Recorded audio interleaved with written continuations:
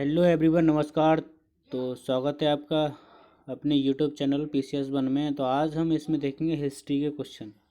History में भी कौन सी, मिडाइवल हिस्ट्री के बारे में जो भी क्वेश्चन हैं इस वीडियो में वो हम डिस्कस करेंगे। तो पहले क्वेश्चन को पढ़ें कि शिवाजी महाराज के धार्मिक गुरु कौन थे।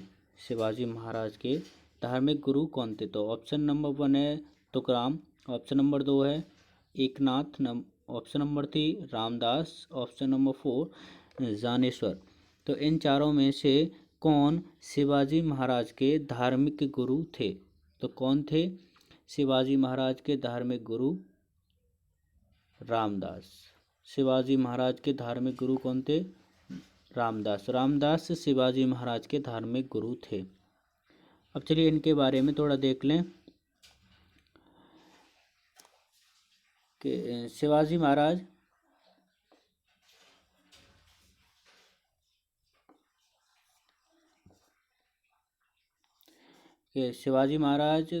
के गुरु समर्थ रामदास थे। शिवाजी महाराज मराठा साम्राज्य के संस्थापक थे। शिवाजी महाराज मराठा राज के कौन थे? संस्थापक थे। नंबर 2 इसी में के जो शेरशाह सूरी, अगला क्वेश्चन है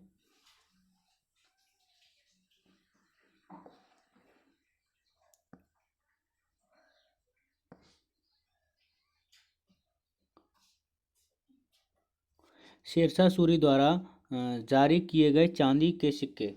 शेरशाह सूरी के द्वारा जो चांदी के सिक्के शेरशाह सूरी द्वारा जारी किए गए चांदी के सिक्के जिसे मुगलों ने भी जारी रखा कि उसका नाम क्या था? यो शेरशाह सूरी ने चांदी के सिक्के जारी किए थे, वो मुगलों ने भी जारी रखे, तो उन सिक्कों का नाम क्या था? उन सिक्कों का नाम क्या था? ऑप्शन नंबर 1 देखें। ऑप्शन नंबर 1 क्या? रुपया, नंबर 2 दिनार, नंबर 3 असरह और नंबर 4 मोहर। तो इन चारों में से कौन सी मुद्रा थी जो शेरशाह सूरी ने अपने साम्राज्य के चलते हुए जारी की थी? तो वो कौन सी मुद्रा थी? तो वो मुद्रा थी असरह। कौन थी?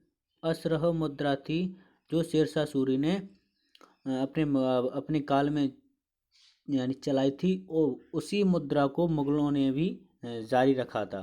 तो ये असरह नाम की मुद्रा थी। ठीक,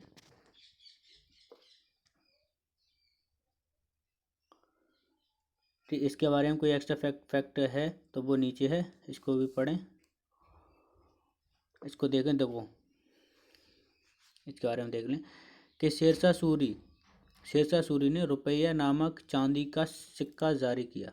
रुपया नामक चांदी का सिक्का जारी किया जिसका वजन 178 ग्रैन 178 ग्रैन था। ग्रैन एक नापने की पद्धति है, नापने की जो था, और यह वर्तमान में रुपया पूर्ववर्ती था। 20वीं सदी में 20वीं सदी तक यह ज़्यादातर बिना बदले ही रहा, यानी बदला नहीं गया। ऐसे जो चालू कर दी थी मुद्रा वो 20वीं सदी तक चलती रही। चांदी के सिक्के को रुपया,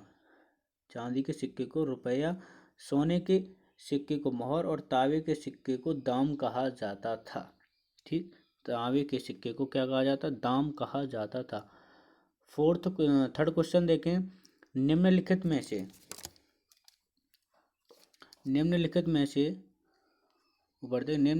से कौन सा राज्य स्वतंत्र राज्य नहीं था?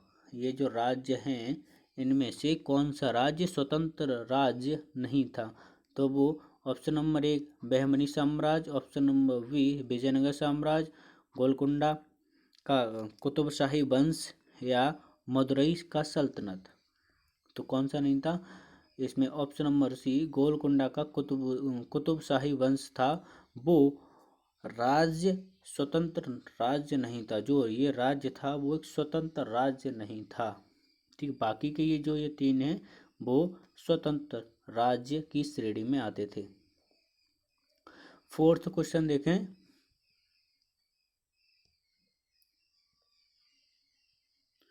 फोर्थ क्वेश्चन बोला है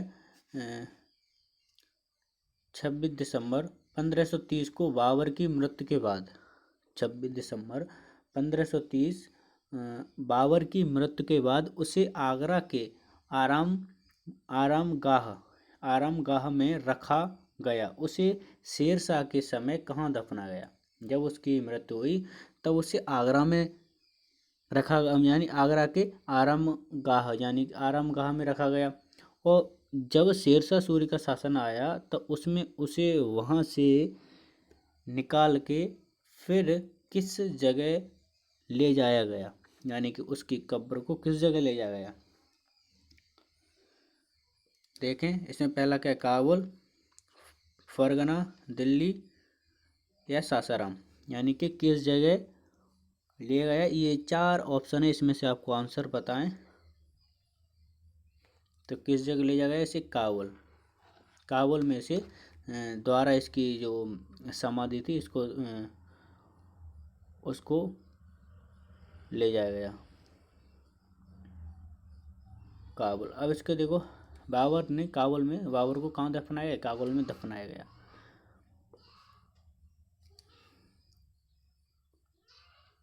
फिफ्थ क्वेश्चन देखिए, सल्तनत और मुगल काल में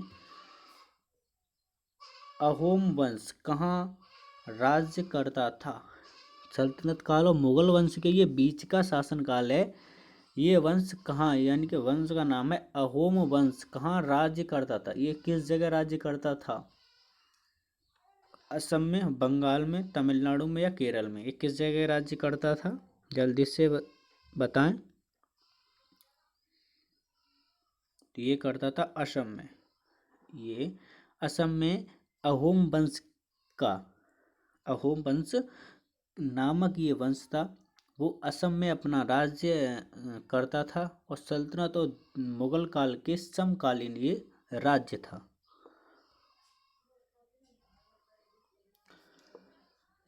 देखें इसके बारे में थोड़ा एक्सप्लेनेशन में।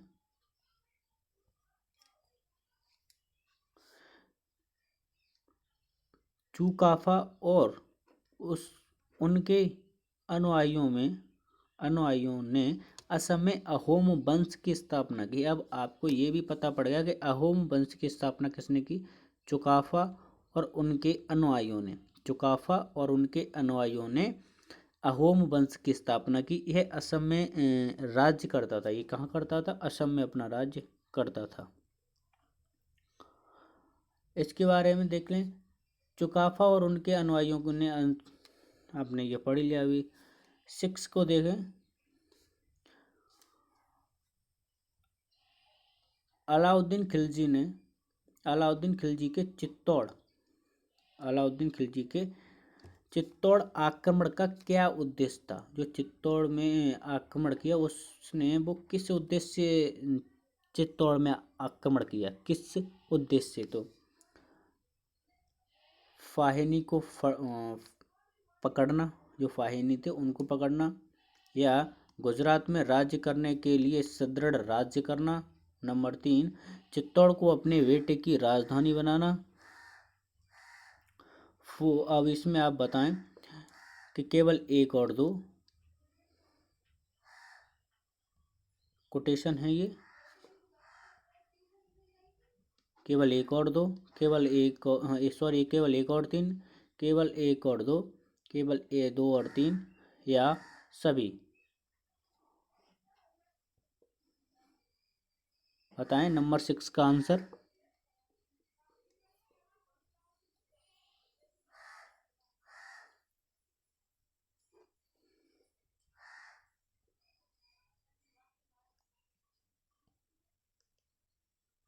क्या होगा इसका आंसर?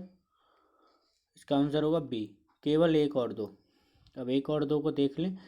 फाहिनी को पकड़ना और गुजरात में राज्य करने के लिए सुदृढ़ राज्य कराना। गुजरात में राज्य के लिए सुदृढ़ राज्य कराना। अब इनके बारे में देखें। अलाउद्दीन खिलजी के चित्तौड़ आक्रमण का उद्देश्य वहाँ की रानी फाहिनी को प्राप्त करना था। इसके अलावा वो स्थिर राज्य भी चाहता था, स्थिर राज्य भी चाहता था। किंतु अलाउद्दीन खिलजी के आक्रमण के बाद महारानी फाहिनी ने जौहर कर लिया। हमीर देव ने मोहम्मद बिन तुगलक को हराकर चित्तौड़ को वापस ले लिया।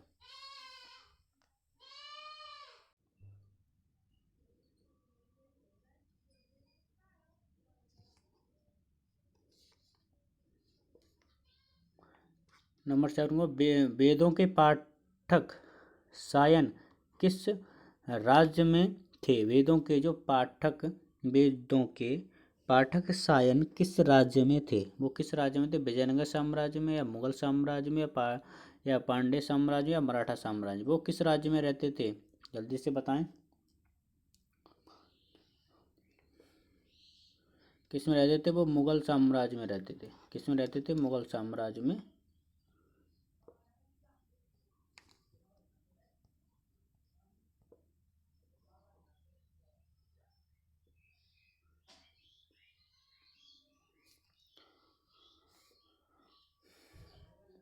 निम्नलिखित अष्टप्रधान में शिवाजी राज्य का प्रशासन कौन देखता था? मोरोपंत पिंगले,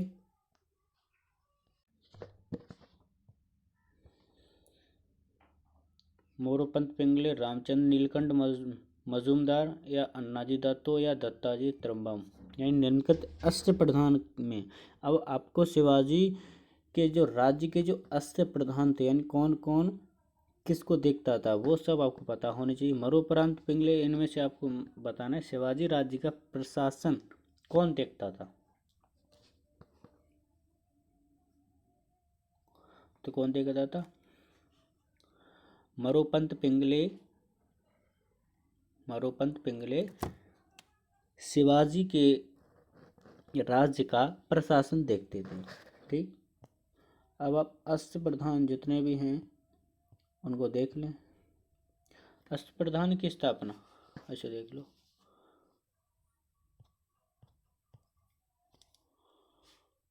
अष्टप्रधान की स्थापना मराठा राज्य राजा छत्रपति शिवाजी ने की थी। ये इस प्रकार थे। पहला कौन था?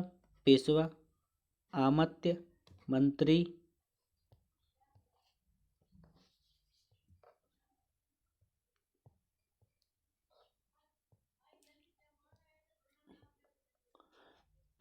मंत्री, सचिव, सुमंत, सेनापति और पंडित राव,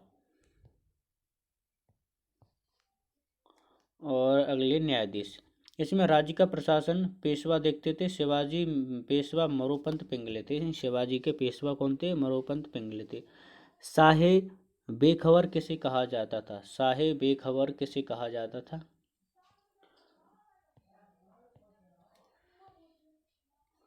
तो पहला अकबर, जहांगीर, औरंगजेब, या बहादुर शाह। इनमें से किसको शाहे बेखबर कहा जाता था? तो किसको कहा जाता? बहादुर शाह को शाहे बेखबर कहा जाता था।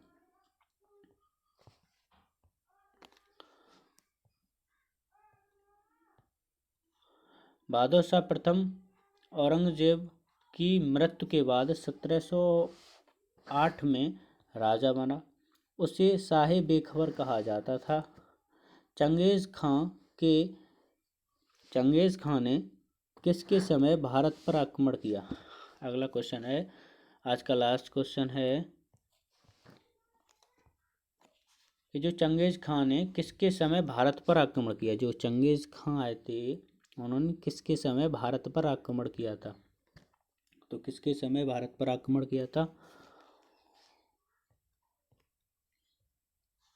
इल्तुतमिश के समय चंगेज खां ने भारत पर आक्रमण किया था। इनके बारे में देख लें। चंगेज खां मंगोल राजा जिसने इल्तुतमिश के समय भारत पर आक्रमण किया। चंगेज खां कौन था? मंगोल राजा था जिसने इल्तुतमिश के समय आक्रमण किया था। आज के लिए बस इतना ही।